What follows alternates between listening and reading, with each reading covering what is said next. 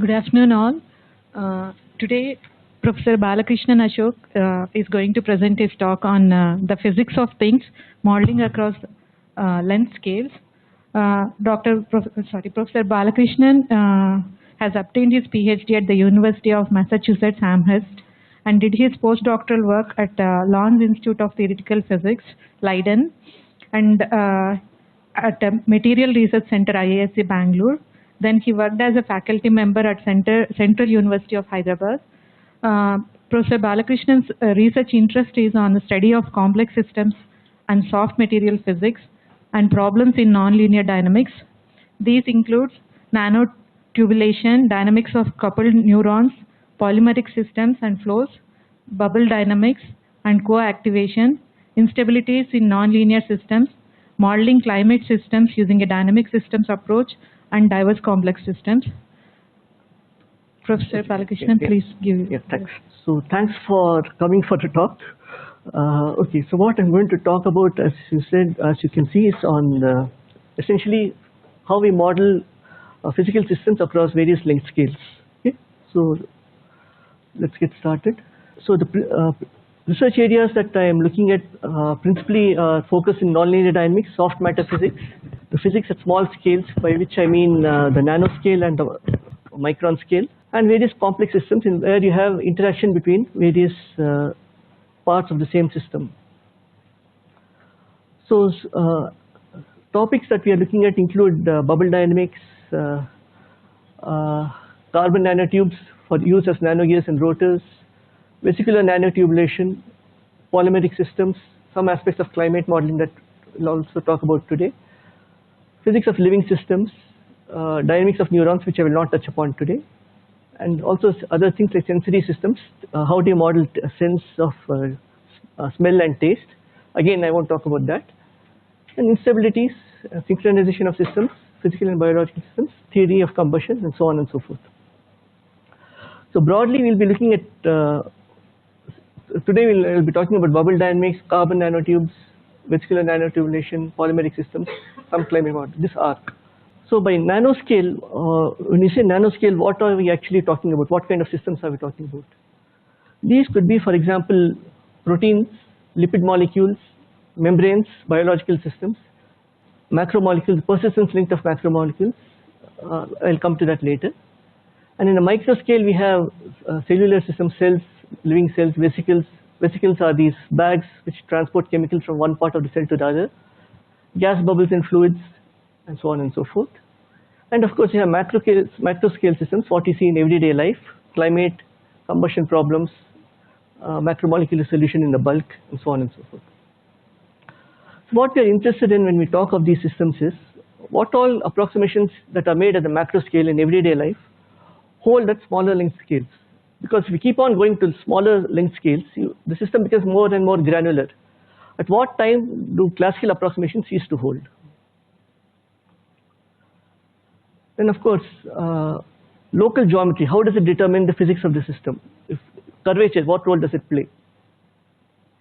And how do interactions at small length scales, let's say the micro scale or the nano scale, how does it manifest itself in everyday life? And of course, how can we model complex systems? How do we make a model predict what you see in day-to-day life? Because if it doesn't reproduce what you see experimentally, it's theories of absolutely no use. Right, so since I'm talking of length scales, I'll just go over a few of length scales that are usually you'd come across in physical problems. Decay lengths or atmospheric concentration and all, those things are, when you're talking of gravitational systems perhaps. We are not looking at this, except that gravity, of course, inertial systems will come into play. Persistence length, this is what's going to play a major role in what I am talking about. The persistence length is that part of that length scale in a polymer chain which maintains its orientation when you bend a polymer. So it's essentially a measure of how stiff a polymer chain is. Okay. Then the Beerem length. The Beerem length is the ratio of the electrostatic interaction to the thermodynamic interaction. So when you have thermodynamics, when you have a hot system and you also have electrostatics, at what at what temperature or at what charge will electrostatics also play an important role. That's what Beerem length says. Typically, it's around 0.7 nanometers at room temperature. The Debye length, okay. Normally, when we talk of electrostatics, we are familiar with our Coulomb interaction, Q square by R square kind of force. However, if you have a whole cloud of charged particles, what happens is that each particle kind of interacts with the other, so it shields off the other interactions. So instead of Q square by R potential, you now have an exponential of minus kappa R by R, a kind of screened Yukawa potential. That's so the length scale that the inverse length scale that occurs with the exponential minus kappa R. Kappa is the inverse Debye length. Okay. So just to give an idea, when you say nanometers, micrometers, these are just words. Physically, what are they? The width of a human hair, for example, is 0.1 millimeters or 100 micrometers. Oh, sure. Okay. The radius of cross section of DNA, if you can call it that, is roughly 3 nanometers. And a red blood cell is around 6,000 nanometers. So these are the kind of dimensions that we talk about. So when we talk of a gas bubble, for example, we are talking of things in the micro scale or in the nanometer scale, micron scale or nanometer scale. Right, so I'll first start with some work we had done on carbon nanotubes. And this is just the chemistry of that, which I'm not interested in, but if you want to know how carbon nanotubes are made, this is how it is done. You start off with some polystyrene sulfonate solution, and then you go on and do various things, and then you get a carbon nanotube. The reason we are interested in carbon nanotubes is initially because of the space elevator. Have you all heard of the space elevator? Some of you. Okay, this was initially thought about long back by two Russian guys, Konstantin Tsiolkovsky and Yuri Atsutanov. And this gentleman was essentially the father of the Russian space program in terms of discussions on combustion things and rockets. Anyway, the idea of the space elevator is that instead of spending and wasting fuel in sending up satellites and other things on rockets, you just waste it, right, each time. Why not have a kind of lift, an elevator, which just takes the thing up. And when there's a change in potential energy, some of it can be harnessed and it's being brought back down, that kind of thing. So the idea is that you have a geosynchronous satellite in orbit. You have, so that it's always at one spot. And you have this cell going up and down, transporting whatever things you want to put into orbit. Okay. The main problem in this kind of system is that the stresses in such a long cable, which are several kilometers, thousands of kilometers, hundreds of kilometers long, are enormous. Something like steel, which has a tensile strength of under 2 gigapascal, will not do the job, because the stresses actually are of much more, 60 to 150 gigapascals. Those are the stresses that will be there in such a hypothetical space elevator. But what fits the bill is actually these guys, carbon nanotubes. They are sufficiently strong, sufficiently bendable, and if you are able to produce them in enough quantity, substantial quantity, then you can actually construct such a thing, because now we are in a position to technologically implement it. The only problem, the catch, is that present rates of generation of carbon nanotubes, the lengthwise is only in the centimeters or millimeters. So the generation part is still a sticking point, but the rest of it, it's a done deal essentially. The reason I put up this Arthur C. Clarke's book, The Fountains of Paradise, is because he happened to, in this book, talk of the exactly same idea without having known of Atsutanov and Tsiolkovsky. Of course, subsequently he came to know about it, but the idea is essentially same idea, and for the geosynchronous orbit, you need to have your base somewhere near the equator. He bases it in Sri Lanka, so and that's where he lived. So also practically it's fine. Anyway, initially that's a very good book. You might have heard of this Sirigiriya, the lion mountain in Sri Lanka. Okay, that's a very nice structure. So anyway, that's also mentioned there. I suggest you read it. Okay. Right, we are not doing any of that. Okay, but it's a nice motivation. What I'm talking about is about coaxial carbon nanotubes. How can you use it in terms of nano gears, bearings, ratchet wheels. This work was done along with Professor Brijesh. The idea essentially was that Brijesh does the quantum mechanical calculations using density functional theory. What density functional theory is that it looks at the probability density distributions when you have some quantum mechanical system. Then it's able to predict the structure. If you have so many electron cloud here and the atoms are coming nearby, how will they align themselves? That's essentially density functional theory in a very unscientific description. My point was that, fine, you can do that, but these are essentially mechanical systems if you come down to it. Is it possible for us to have a classical kind of description which gives you the same result? Okay. So this is just, okay, when I say DWCNT, it's a double wall carbon nanotube. You have one carbon nanotube sitting inside the other, something like this. And the systems we are looking at are nano springs, things which go up and down, inner tube moves up and down. A nano bearing which you can rotate one inside the other. Gears, ratchet wheels, things like this. So the idea is that when you want to have nano electromechanical devices, NEMs, at the small scale, how do you get these things to move? And carbon, DWCNT's carbon nanotubes are an ideal candidate. They are also used for, at least in the lab, for constructing small things because they are robust and you can predict how they will behave to a certain extent. Some people have done a little bit of thing. Not much, not enough to say that it's common technology, no. The problem is, of course, in experimental reporting, it's not clear how much of it is, many of the crucial parameters are usually left out.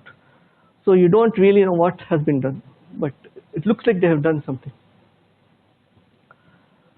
Right, so what are the length scales that we are looking at here? Of course, the length of the tube, how long is the tube? The interval separation, by interval separation I mean this distance, it's roughly 3 angstroms, 3.1 to 3.4 angstroms. How long are you going to see them, the extent of the displacement of the spring? And if you're talking of rotors and gears, how much are you rotating them by, and so on and so forth. So what we are doing, the idea was to think of them as a system of set of structures interconnected by spring, and then to see how they match with quantum mechanical calculations. So these graphs that you see, these are the interaction energy for the carbon nanotubes when they are rotating as nano gears and as ratchet wheels. But my main interest was in this thing. These are quantum mechanical systems, so Schrodinger equation holds. Essentially a linear system, linear superposition will hold. But when you're talking of larger macroscopic system, these are essentially non-linear. So interactions over what range of length scales and over some ranges of various ranges of length scales and time. And these are not where systems where superposition will typically hold classically. So suppose I were to make a classical model, till what length scale would this work? Would it hold for such a quantum mechanical system where you're actually calculating the probability densities quantum mechanically, Schrodinger equation? So we looked at this for a spring as well, and that's what. So this is the kind of nonlinear system, nonlinear spring system I envisaged. The dots that you see are from quantum mechanical calculation. The lines that you see are from our classical model. So essentially, it's a nonlinear spring model. Up to a certain extent, it's a Hookean spring. So this Hooke's law holds, force is minus kx. After a certain time, you have spring weakening. And then the spring essentially weakens by this way. Z is the displacement along the axis. If you do this, you get a beautiful match with experiments. This is interaction energy as a function of the displacement along the axis. This is interaction energy as a function of the interval separation. This is for carbon-carbon nanotubes. The beautiful part of this is once you are able to plot these graphs, you can predict what the spring constant is, right? So you can predict the oscillation frequencies of these spring structures, and we get around 78 to 110 gigahertz for 6 angstrom carbon nanotubes, and around 60 to 85 gigahertz for the longer ones. This agrees very nicely, at least for this kind of model, for what is seen in the literature. 50 to 80 gigahertz is what is experimentally seen. So what we are doing is we are trying to extend it to other systems as well, and as of now agreement is there with what is seen experimentally. Right, so that is our first system. So since I'm talking of length scales, I'll be going over a diverse range of systems, essentially sampling the physics of various length scales. So next we come to the physics of, so that was on angstroms and nanometers. We now come to nanometers to micrometers to millimeters, which are what polymeric systems are. So polymers, what are they? They're long chain macromolecules. Usually we talk of single molecule or single spherical structures. These are chains. And the idea is to look at the dynamics and the effect of electrostatics on such structures. So when this kind of polymer chain, you can have two different chemicals, polystyrene, which is PS, and polymethyl methacrylate, which is PMMA. If you have two of these, this is an AB copolymer. We have several of them together, they form a block copolymer and so on. And when this whole backbone is charged, you call it a polyelectrolyte. So incidentally, DNA is a polyelectrolyte, the backbone has a negative charge. Okay. So what we are interested in is in looking at the effect of electric fields on alignment of these structures. And the reason why we are interested in aligning them is because they have practical applications in making lithographic templates when you want to make small electronic circuits at the nanoscale, nanolithography. And you're interested in polyelectrolytes because almost everything in life is a polyelectrolyte, DNA and everything else, right? So what role do electrostatic interactions play in the viscosity of polyelectrolytes? How can you explain the observed behavior, and so on and so forth. So the approach that we took for this was to use an effective medium theory. I won't go into what it is. Essentially, we think of one polymer in a solution, and we think that if you have several polymers, you can just multiply by a factor to get the net effect. That's an effective medium theory. And each part of the polymer chain acts as a scattering center for the interaction. So it's a multiple scattering theory. So I won't go into so much detail, but we get excellent agreement with experiments with no fitting parameters. What the theory gives for a given chain length and given molecular weight, that's an important quantity here. That matches exactly with agreement without any fitting nonsense. What you calculate is what you've seen. Okay. This is, for example, for, the dots are for the blue dots are our theoretical calculations for polystyrene in cyclohexane, some solution. The lighter dots, which you can barely see, are the experimental data. These match beautifully. This is for the uncharged polymer, and this is for the polyelectrolyte. Again, we are able to capture this behavior. Until our work, this peak was not explained. This is viscosity divided by the polymer concentration. This is not shown in uncharged polymers. Okay? So we were able to explain it as a consequence of various things. I'll come to it later. Right, getting back to block copolymers that I started off with.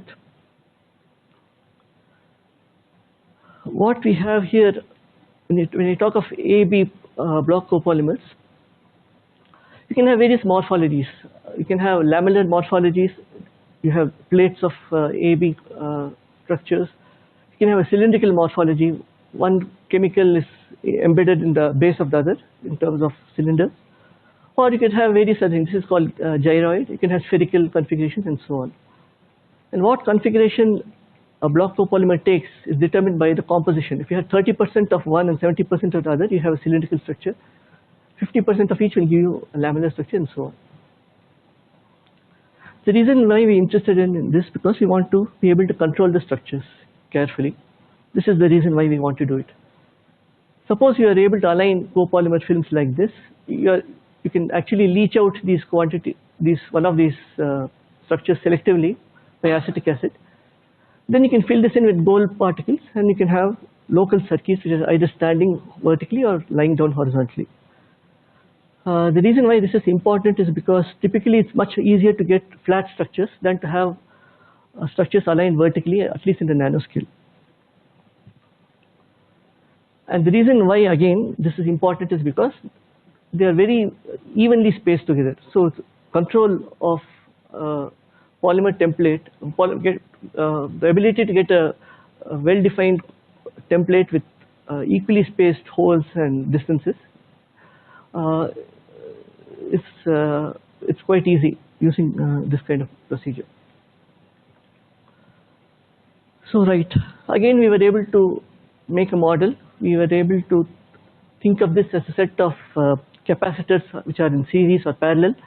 We found out the free energy, and then we found out at what critical electric field the vertical alignment will flip with the horizontal. So what is happening is if you apply an electric field across this, nothing will happen for much of the time. Once you cross the critical field, it flips into a vertical orientation. Okay? You see a similar kind of behavior in liquid crystals. There's something called the Friedrichs transition. When you have liquid crystals in a cell and you apply an electric field across it, then beyond critical field, all the directors of the liquid crystals will flip. Okay? Something analogous to that.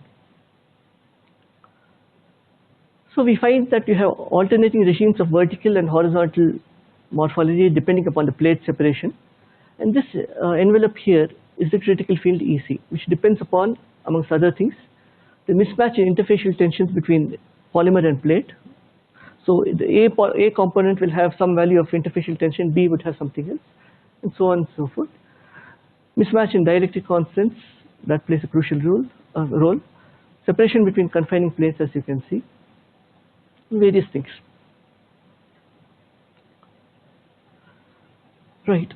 So this is one kind of system when we talk of polymers. Another thing that we should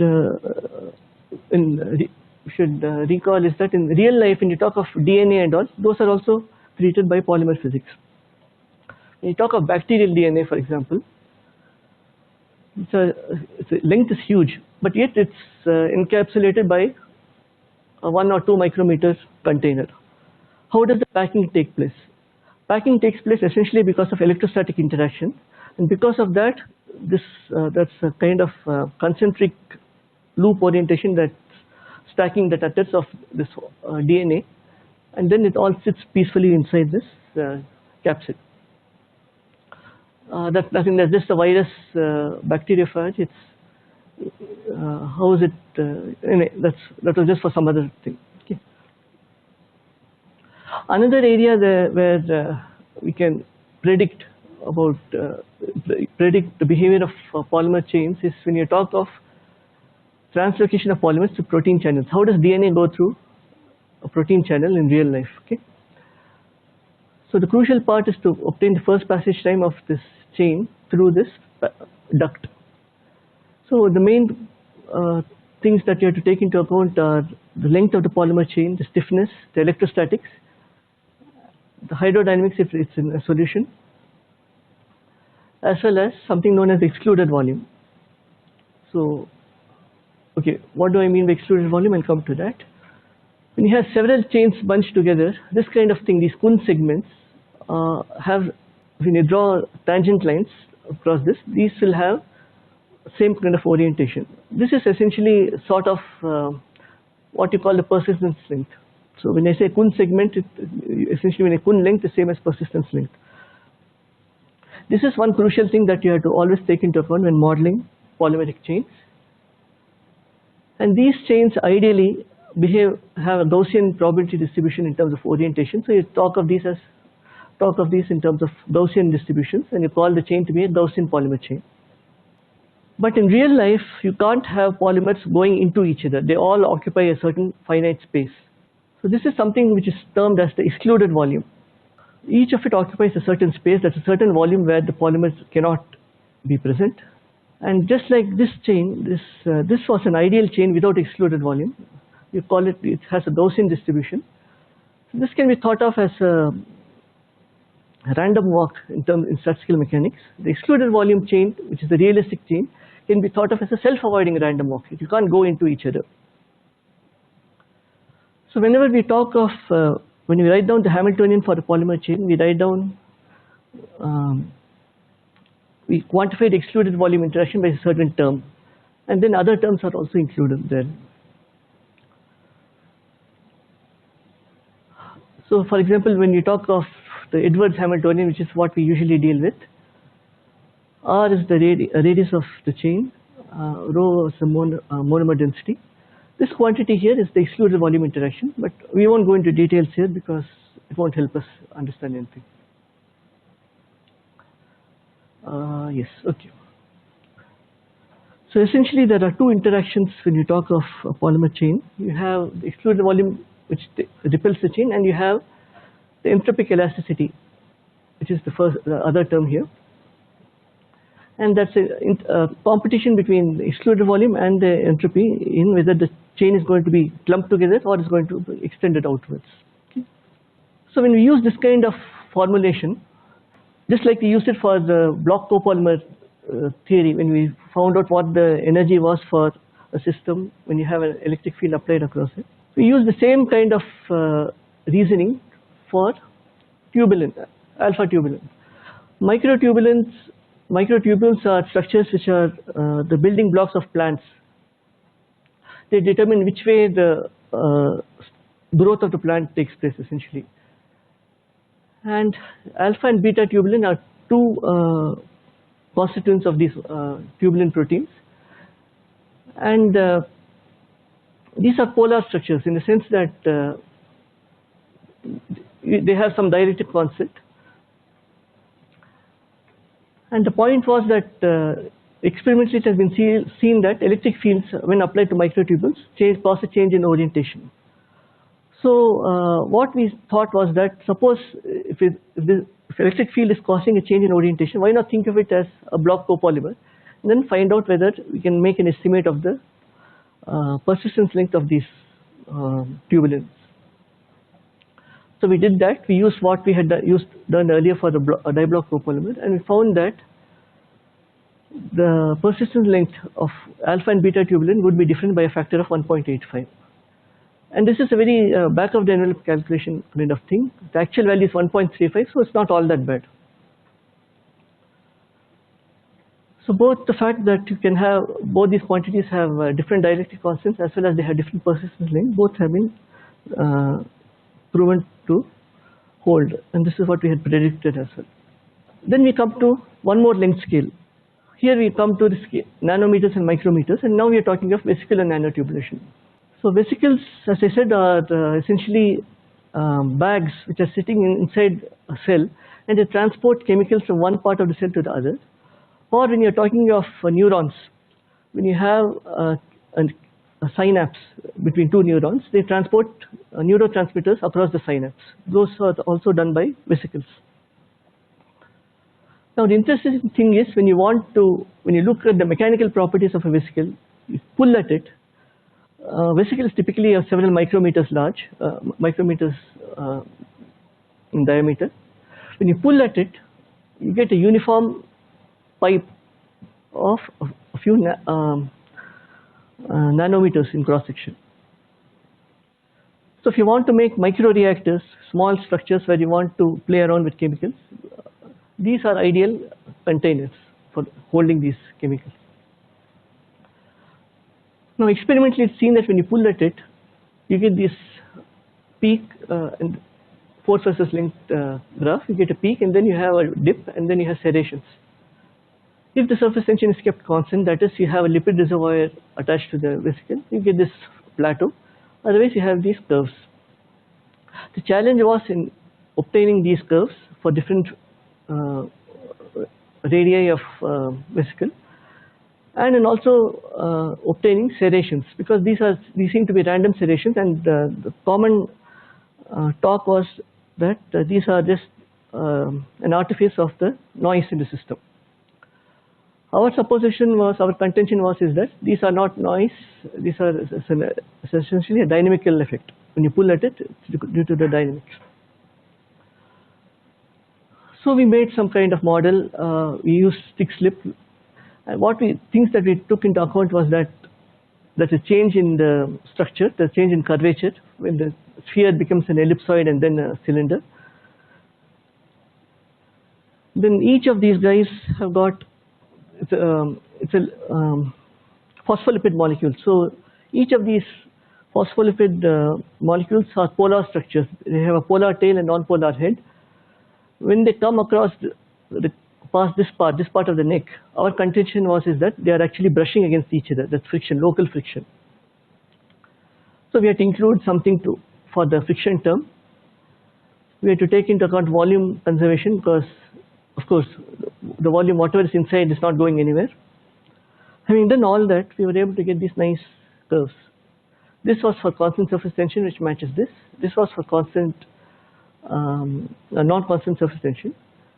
And the reason why it's very straight here is because we're still in this part of the curve. We haven't yet come to the curvature. So it's still a few micrometers here. So these are the structures that I was talking about. This is the system. You're keeping the vesicle fixed to a substrate and then you're pulling at it.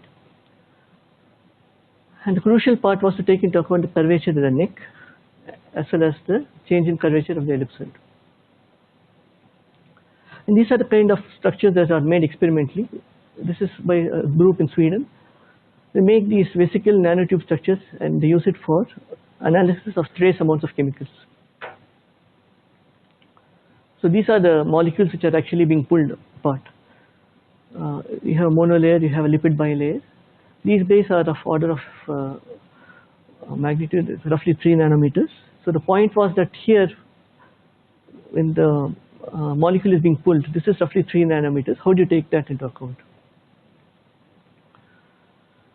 Right. So now we are going to another length scale. One where we are talking of nanometers and micrometers. We are talking of a bubble, charged bubble undergoing forced oscillations. And charges on the surface of a bubble typically come from free ions in the liquid, right? So when we talk of a bubble, there's a change in surface tension because of the electric charge as well. So our idea was to make a change in the standard Rayleigh-Placet equation, which talks of oscillating bubbles but doesn't take into account presence of charge. Presence of charge changes the pressure and the surface tension.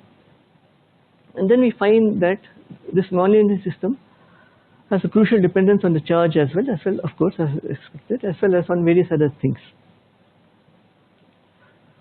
And at these length scale, at the nano and micro scale, surface tension plays a very crucial part. So when the system is charged, of course, surface tension is changed, and so is the local pressure in the bubble. So these are plots of the radius of the bubble versus time for zero charge and when the system is charged. The greater the charge, the larger the amplitude of oscillations. And that's the change in the pressure also, given by this. I won't go into details here. Just that you have two crucial pressure thresholds here. You have something called the Blake threshold, which is where the bubble is expanding to its maximum extent before collapsing. And then you have something known as the upper transient threshold, which is where the expansion again takes place. So here it expands, then implodes, and then the subsequent expansion occurs. Now, so far there is nothing in the literature which would capture both these points, both these pressure thresholds at the same curve. We introduced some non-dimensional quantity which we defined like that and plotted it as a function of the pressure. This peak here captures the location of the Blake pressure threshold, and this for the upper transient pressure threshold here. Okay, all this is fine, but what does that tell you in terms of length scales? Is there a change in behavior when the micrometer, when the bubble size becomes reduces from a micrometer scale to a nano bubble? Interestingly, it does. That's a change. For smaller and smaller nano bubbles, this distinct N-shaped curve no longer stays on, gradually disappears until you can no longer distinguish between the Blake and the upper transient pressure threshold. As a consequence of this, you can't have nanobubbles imploding with any great violence. Microbubbles, on the other hand, when you are when it's being forced to oscillate by an acoustic standing wave, they can give rise to sonoluminescence. That is, they give rise to generation of light. That can never happen in the case of a nanobubble. So while we have to be careful about microbubbles in case of medical diagnostics, if you are using ultrasound frequencies of a certain frequency, and you have a microbubble in your bloodstream which is in the appropriate regime that is going to implode violently, then of course you are going to have tissue damage inside. But that problem will never occur for nanobubbles. Okay, the reason why I included the shrimp was because this guy, is one example of a prey of an organism in nature which uses these physical principles for capturing prey. Between its claws, it's able to click it down with sufficient speed that you have a bubble implosion taking place, and this feeds on smaller organisms, krill and things like that. When bubble implosion takes place, the krill essentially passes out briefly. At that time, the shrimp just eats it up. Okay, so it's practical uses there, even though not for us. So in considering polymer dynamics, what else are we talking about? We are talking about persistence length, how stiff is the chain, the Debye length. You will recall I said that when you have several charge systems, you have screening of electrostatics, right? So that was the Debye length. The Beerem length, how does electrostatics compare with the temperature? Excluder volume interaction, hydrodynamics. When you have a polymer chain in the solution, how do the various particles in the solution, how do they interact with this polymer chain? That's the hydrodynamic interaction. All of these play a crucial role. And because of all these other interactions, the stiffness is also, there's a feedback to the stiffness, that also has changed. You have a renormalized value for the Kuhn length or persistence length. And this is very important because the friction coefficient that's defined for a system is defined in terms of the persistence length. And what is the friction coefficient? That goes into the expression for the viscosity. So when you calculate the viscosity from the linearized Navier-Stokes equation, you get the self-energy term. It's called self-energy because if you write it in even field theoretical descriptions, you have a very similar expression for quantum field theoretical systems. So there it's called self-energy, so we call it the same thing here. If you look at it, this has the structure factor here. You have this quantity J and all. And each of these have got the other term sitting inside it, nested inside it. So it solves this self-consistently. Once you do this, you can get the correction in the viscosity, and which is what I showed you earlier. Okay. And calculating the renormalized Kuhn length is also not a trivial task, since it also depends upon the excitation mode. For this, we use the first mode of oscillation to get it calculated, which is and that seemed to be sufficient. But the generic expression looks something like this, and it has these horrible hypergeometric functions, which we had to look up in a table for actually putting numerical values to. Similar theories can be used for living polymers, worm-like micelles. This was a plot for, I think it was for sulfur experimental values, which gave a slope of 3.8. Our theory again gives a slope of 3.8, and we are also able to capture temperature dependence of viscosity as predicted in the literature, as seen in experimentally. Right, we have been talking of length, static systems and all. The other thing that's important when you talk of dynamics is of course the Reynolds number, the ratio of inertial forces to viscous forces. So there's a huge range of Reynolds number. You have environments where you have bacteria, plankton and all. These are low Reynolds number systems. And macroscopic systems, turbulence and all, these are high Reynolds numbers. How do Reynolds number play a part in dynamics of the system? That too is important. So it's not something I had done, but this is from a classic work of Purcell, AJP 1977. The title of the work is Life at Low Reynolds Number.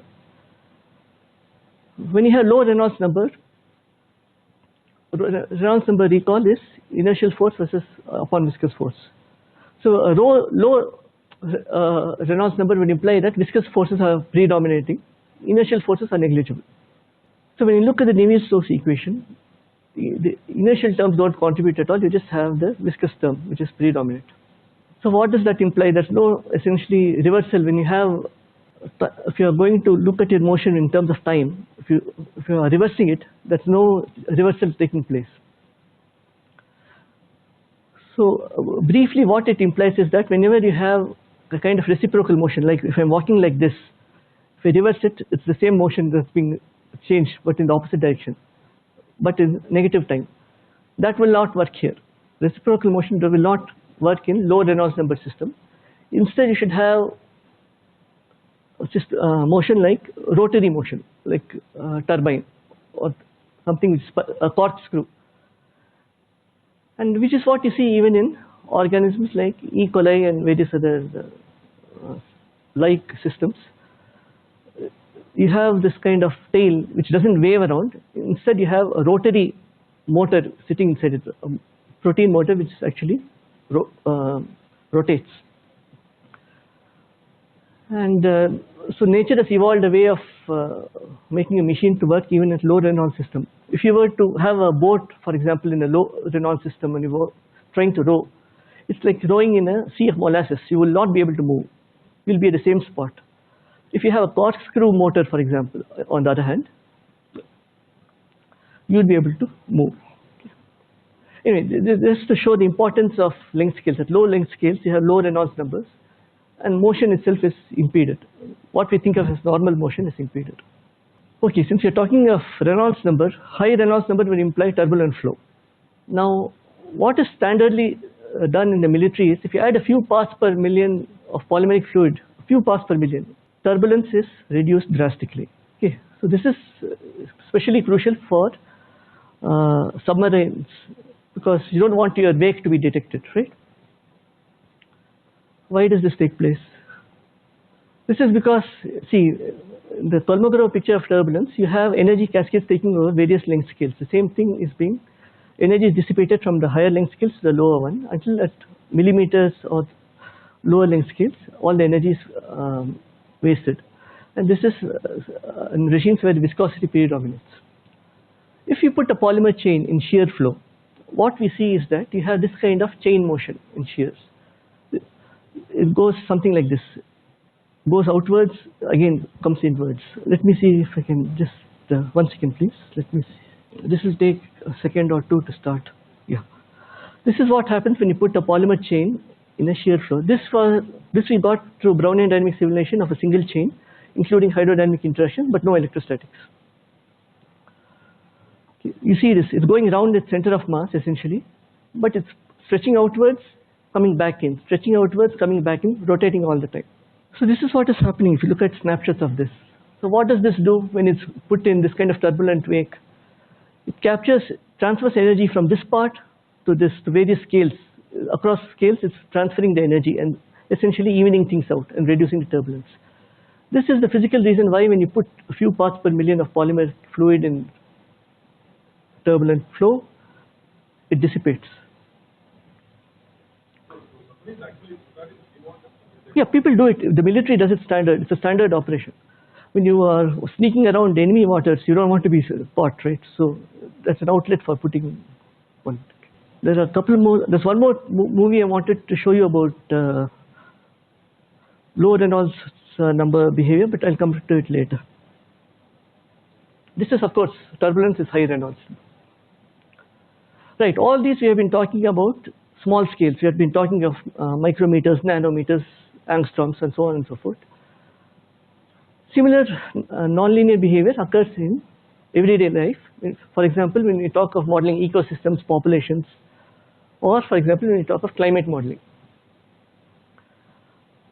We can, for example, model precipitation, rainfall in local areas without paying too much attention to the very many details that are there. Tropical precipitation, for example, if you look at the precipitation as a function of the column water vapor in a certain area, you get this kind of curve. This is observed. and you get this kind of power law. It's actually 0.23 that is seen here. From our model, without going into too much detail because it's not yet published, I will not talk of the details here. We get similar slopes except it's now 0.25. And we get for the critical water vapor WC, we get a slope of 4/3, which is dependent upon temperature. These guys, the literature, this power is missing. They are not sure whether it's 1 or something else. We are saying it's 4/3, but we'll come to that later. So you can predict rainfall in tropical precipitation using a nonlinear dynamics model. One more work we are looking at is in modeling carbon sinks. So this is a rough diagram of the global thermohaline circulation. Thermohaline means haline talks of the salinity. So flow of transfer of temperature, heat as well as salt from one part of the ocean to the other. It actually looks like this. The red currents are surface currents. They are high temperature currents. The blue ones are deep water currents, low temperature and less salt as well. This is how it goes. You have one stream going past over Australia, coming to the Indian Ocean. There's another cold current joining it from the southern seas, coming here, going here, so on and so forth. The reason why we are interested in this structure is because this is also enables transfer or capture of carbon dioxide in the atmosphere. When you talk of greenhouse effects, things like that, we are worried that anthropogenic activities will increase the carbon dioxide in the atmosphere. One savior so far have been the oceans. They have been absorbing carbon dioxide inside. Some of it gets absorbed, some of it becomes a carbonate. There's a whole carbonate cycle also. The chemistry is there, but we won't look into that. But you have these localized sinks in the North Atlantic, which absorb a lot of carbon dioxide, and that's one in the Southern Ocean, which absorbs carbon dioxide. Our idea was whether we can replicate at least part of this. It's a complex system, so we're still working on it. Can we at least localize the presence of carbon dioxide to be in the Atlantic Ocean and the Southern Ocean, just by writing down the equation for the thermohaline flow and for carbon dioxide absorption through a certain model. Things that we have to take into account in this kind of model are, for example, Ekman transport. You have these currents of water flowing around like that, but it's on a rotating system, right? The Earth is rotating, so you have the Coriolis force. So when you have so you have a wind blowing above like this, and you'd assume that the current will also go in the direction of the wind, the surface currents. However, that doesn't take place. It's almost to an angle of 90 degrees that the current is shifted, and that's essentially because of the Coriolis force, effect of Coriolis force. You have to take that into account. This is one thing you have to consider when you're modeling things. The other thing is something known as the Rossby radius of deformation. And this essentially talks of how much rotational effect comes into play at various latitudes. And how much will that predominate over things like buoyancy and gravity waves.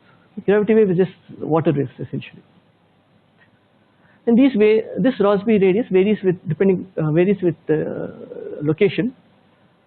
At the equator, where Coriolis force is negligible, you have lengths of up to 200 kilometers. At higher latitudes, it's as small as 10 kilometers. So using some of these, not all, we are able to obtain carbon dioxide concentrations in the various oceans. This curve here corresponds to the case where carbon dioxide is a function of time. This corresponds to a case where the surface temperature is kept constant. So this green curve is the North Atlantic. The green is the Southern Ocean. The blue is the North Atlantic. And these various curves, others are the Pacific and the Indian Ocean, things like that. This is when temperature is kept constant. However, temperature is not constant. We have something called the Keeling curve, which is a measure of the carbon dioxide temperature in the carbon dioxide content in the atmosphere. It goes like it's more or less a straight line, except that you have seasonal variation, so you have sinusoidal variation, but you can approximate it as a straight line. So the Keeling curve can be approximated as a measure also of temperature.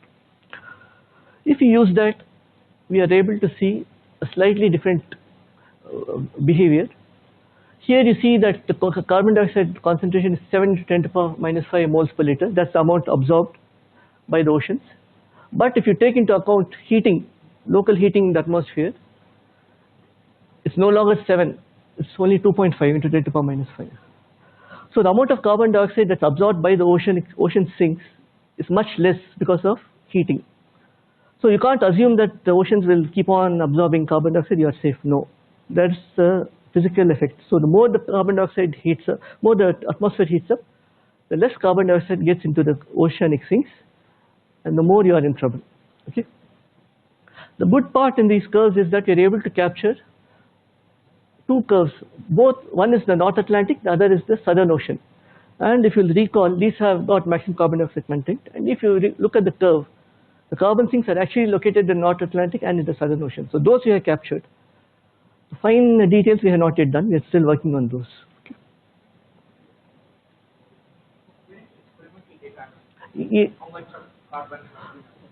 Yes, it's recently there was something. That's one Nature paper, one PNAS, but that's one slight. The dispute there is how much of it is due to anthropogenic effects, how much of it is natural.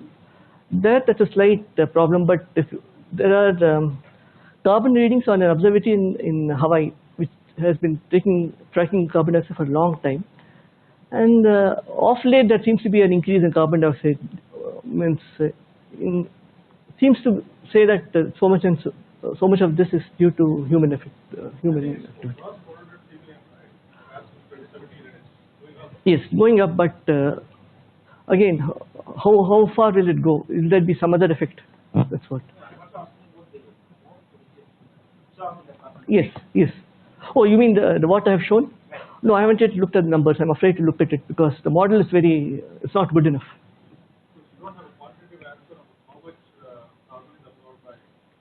No, I'm not predicting it yet. I'm just saying that I can say that the North Atlantic is a sink, fine. The Southern Oceans are a sink, fine. And once we take into account local effects, then maybe we can be in a position to predict. These are done with actual numbers, but I haven't bothered to compare because I'm not yet confident of the model. So here, like I have been saying, all those were in length scales for nanometers, micrometers. Here we're talking of kilometer scales. Okay. Again, it's crucial what length scales you include relevant effects, like I showed in the thing, Rossby radius and all. You have to take into account things. One more thing which I won't talk of much, but it's possible to do combustion modeling. These are, when you have instabilities in combustion, you have these Saffman-Taylor fingers. Those are essentially differences in viscosity of the local gas. So you have this kind of fingers forming when you have a flame propagation. You have something similar when you look at crystal growth also. You can model something through simulations. You can use Monte Carlo simulations. You will get some rough kind of thing. These are things we did long back, but we didn't proceed with. It's possible to do model combustion neatly. So this is one of the things we have been again started to take an interest in. Again, here length scales will be crucial because or what length scale will the instability manifest itself. Where are the non-linearities? This will be important. You have a temperature gradient essentially. You have a 2D system. You have oxygen coming from one side. You have a gradient in temperature. So initially it started off as a steady flame. It was a linear front, but it didn't proceed linearly. So see here, right here, you can see a straight line, right? No instabilities, but it develops. Yeah, that's it. So those are broadly the various length scales that I just wanted to talk about.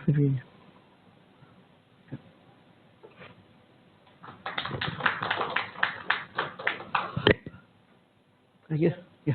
I'm not sure whether I'm able to communicate it. So see, I mean, any system you take, there may be a micro component as well as a macro component. Right. For example, if you look at atmospheric conditions, yes. So the general behavior that we observe are at macros, but there will be some internal, very microscopic activities which generate this macro activities, right? So is there any study on, for example, this combination? I mean, I assume that you looked at it separately, right? So No. on the length scale, I mean. So no, here we are talking only in terms of large scale lengths, because this is climate, not the weather. Weather, yes, microscopic things will be, like they say, right, butterfly in the Amazon causes a cyclone in somewhere else, right? So those are too tough to model, because if you're able to do that, you have climate control. We are nowhere near it. We are not even good at predicting the weather. So if you are, once you are able to capture all those intricacies, we will be in a position to, at some point in the future, control climate. But I don't think it's something far in the future. So right now you can't. So the second question, I'll just, so across the length scale, if you looked at nanometers to, for example, kilometers, right? So the convergence of your analytical results with the experimental data, are there any variations across these length scales? I mean, is the percentage of error is the same across? Right. So see, broadly you can say that all the equations have been holding across length scales, except that we are not, of course, these are entirely different physical systems. But for example, in the carbon nanotube, we are looking at a nonlinear spring, and you would think that it has no business working out for a quantum mechanical calculation, but it does. So it depends, I guess, upon what approximations you make. If you are not looking at very exact particular observations, you are looking at more general observations. Similar approaches work all over.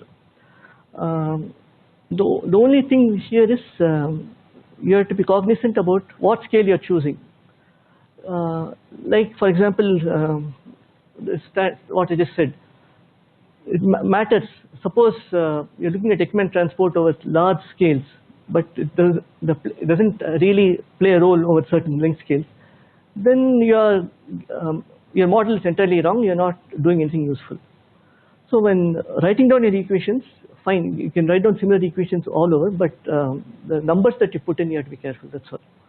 So broadly, I think modeling the equations of physics hold all over. How you apply it is up to you. You can get nonsense, you can get something useful. So when you look at scales, do you regard or disregard the time scale? No, see, these are dynamics essentially. So this is a function of time. So this is a very nonlinear system, and when you say nonlinear systems, nonlinear dynamics. So essentially, it's how the time evolution takes place. So here, here as well. One second. So you made a remark about weather versus climate. Yes. So there is a factor. Yes. So true. So in the sense that, see, in climate we are looking at, say, decadal oscillations or annual behavior. If you look at the weather day-to-day oscillations, then of course you have all kinds of perturbations. Capturing that is a problem. So while we have time scale, it's not at the minute scale or something. It's over years or at the most months. But do you find any conflicts between length versus time scales when you do? Like as in for certain length scales, it's preferable to take certain time. Yes, of course. See, for example, when you look at the vesicle pulling, you saw the graph with serrations. So there, what is it? Essentially, it is it's a frictional system. You have stick and slip. Okay. Each of these has got two different. The reason why you have a serration in the first place is because there's more than one time scale. At one point it's sticking, and there's a certain time scale where it's slipping. Earthquakes, for example. So if your time step is such that it encompasses the whole thing, you won't capture these dynamics. You'll just get a smooth curve. So we even did that I haven't shown it. If you don't include a proper time scale or proper velocity scale, you'll get a smooth curve. So yes, you have to include that. Chaos affects any of these scales, because you mentioned weather. Now it's commonly believed that weather is chaotic, but there's no proof that the Navier-Stokes equations are chaotic. No, we have not looked in that. We are just, it's a bad enough system as such. So in the nanoscale, the vesicle pulling and all, of course, you have chaotic regimes. I haven't shown it there, but yes. Those are essentially, the graphs I showed were for either a chaotic regime or for, well, quasi-periodic oscillations. We are not sure what it is, but that's what it is. Thank you, sir. Yeah.